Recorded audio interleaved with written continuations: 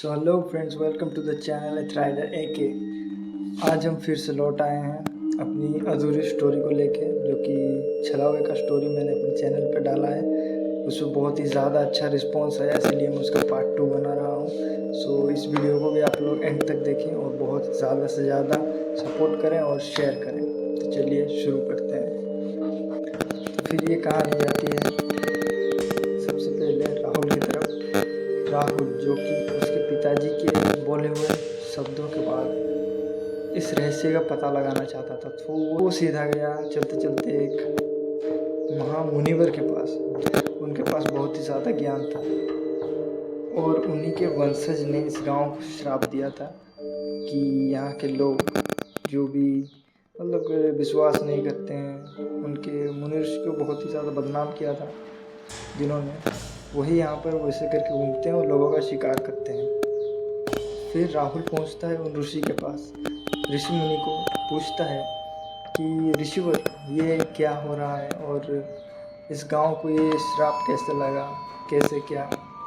फिर वो उनसे सवाल पूछने लगा, एक एक सवाल का जवाब मांगने लगा कि कैसे हुआ, किस तरीके से हुआ। फिर उसके बाद से ऋषि मुनिवर उसे अपने पास बुलाते हैं और अपने पास बिठा के एक मंत्र जाप करने के लिए कहते हैं। वो मंत्र जाप करने के बाद से वो दोनों आंखें बंद करते हैं, गुरुजी उसका हाथ पकड़ते हैं और उसे अपने मन के ताकत से वो सारे विजुअल्स दिखाने लगते हैं, जिस तरीके की घटनाएं हो चुकी थी पहले, उन घटनाओं की विजुअल्स दिखाने लगते हैं कि ये सब कैसे हुआ, क्या था। फिर वो सब दिखाने लगते हैं। फिर शुरू होता है कहानी का ओरिजिन, कि ये कैसे हुआ और कहाँ से हुआ। हेलो फ्रेंड्स, ये कहानी है 1335 BC की, जब इस छोटपुर जिला गांव में एक मुनि रहते थे, एक ऋषि मुनि, जो कि बहुत ही ज़्यादा ज्ञानी थे। तो उनके ऊपर लोग बहुत ही ज़्यादा विश्वास करते थे, ये वो। उसके बाद से एक ऐसा टाइम आया जबकि वहाँ पर बहुत ही अकाल पड़ गया, बहुत ही ज़्यादा लोग पानी के लिए तरसने लगे, खाने के लिए तरसने लगे। उस गांव में अन्न का एक दाना भी नहीं बचा था। ऋषि महाशय ने ये सब कुछ देखते हुए एक यज्ञ शुरू किया। इस यज्ञ को शुरू करते ही उन्होंने करीबन 1 से 2 महीना तक पूरे सच्चे मन से प्रार्थना की कि हे भगवान, इस गांव में जो भी परेशानी है, जो भी है, वो सब कुछ दूर कर दीजिए। खाने पीने की बहुत ही ज़्यादा तकलीफ़ हो रही है, तो वो सब कुछ बेसिकली वहाँ से दूर कर दीजिए, फिर गांव खुशी में रहे। तो इसी हिसाब से वो यज्ञ करने लगे। तो ऋषि मुनि ने इंद्रदेव के लिए एक यज्ञ किया, जिस यज्ञ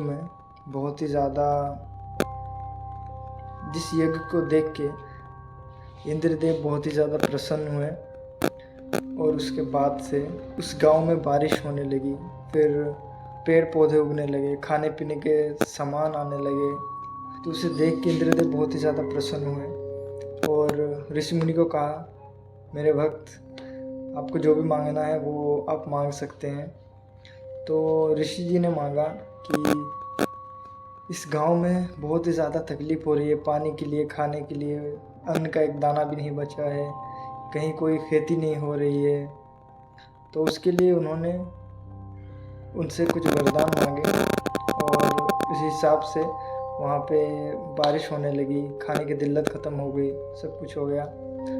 तो वहाँ पर जिन गांव वालों ने उन ऋषि मुनि से जाके प्रार्थना की थी कि हमारे गांव में इतनी तकलीफ़ हो रही है, ये वो, तो वो सब कुछ तकलीफ़ के बदले उन्होंने उनके लिए यज्ञ किया था। तो उनको बस एक छोटी सी भेंट चाहिए थी, उनको एक कॉइन या फिर एक छोटी सी भेंट जो कि उनके दिल को शांत कर पाए, वैसी उनको एक भेंट चाहिए थी।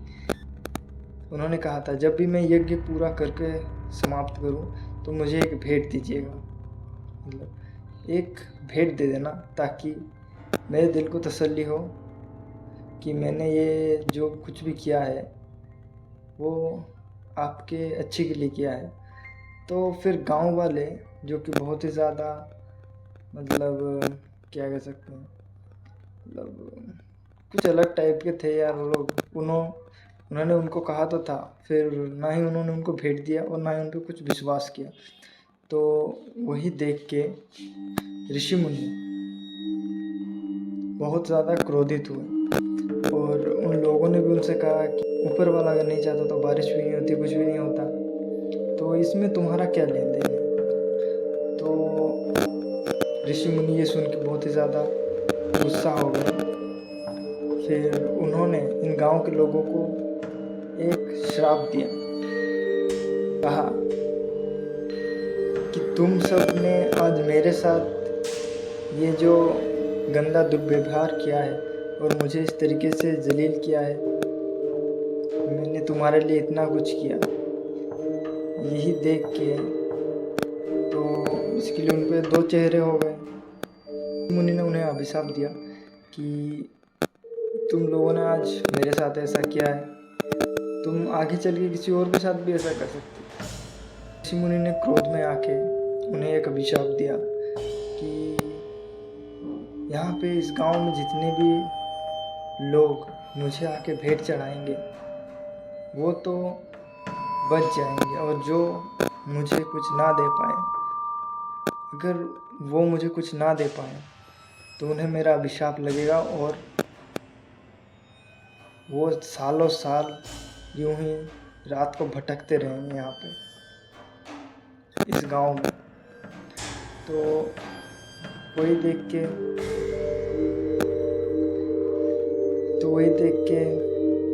लोग बहुत ही ज़्यादा डर गए कि ऋषि मुनि ऐसा कह रहे हैं वैसा कह रहे हैं। तो यही देख के वो गांव के लोग बहुत ज़्यादा डर गए। पर जो कुछ लोग थे, सर्टन वर्ग के लोग, मतलब कुछ लोग रहते हैं जो कि नास्तिक होते हैं, किसी चीज़ में विश्वास नहीं करते हैं, वो लोग उनकी बातों को इग्नोर करने लगे। फिर धीरे धीरे जो उनकी बातों को इग्नोर किया था और जिन्होंने उन्हें भेंट ना दिया था, वो एक एक करके मरने लगे। क्या था, तो उस गांव में रात को भटकता था एक आत्मा बन के, मतलब एक छलावा बन के, कि वो उसी रूप में रहता था, वो घूमा करता था। फिर अगर कोई उसे रास्ते में मिल जाए कि क्या कुछ, तो फिर वो उसे मार देता था। तो उसी के साथ भाई लोग, अगर से आपको स्टोरी की कहानी पूरी जाननी है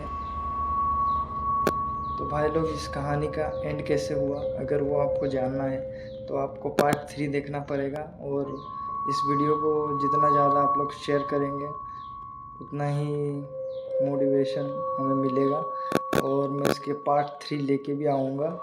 तो इस वीडियो को ज़्यादा से ज़्यादा प्यार दें और शेयर करें, सपोर्ट करें और चैनल को सब्सक्राइब ज़रूर करें। यार मैंने देखा वो पहली वीडियो जिन्होंने देखी, मतलब देखी 50 साल लोगों ने देखी, पर किसी ने भी सब्सक्राइब नहीं किया। यार सब्सक्राइब किया करो, चैनल को देख रहे हो, थोड़ा ग्रोथ होगा, अच्छा लगेगा। तो मैं आपके लिए ऐसी और नई नई फ्रेश वीडियोस लेके आता रहूँगा। सो प्लीज़ सब्सक्राइब कर दिया करें। Thank you so much for watching.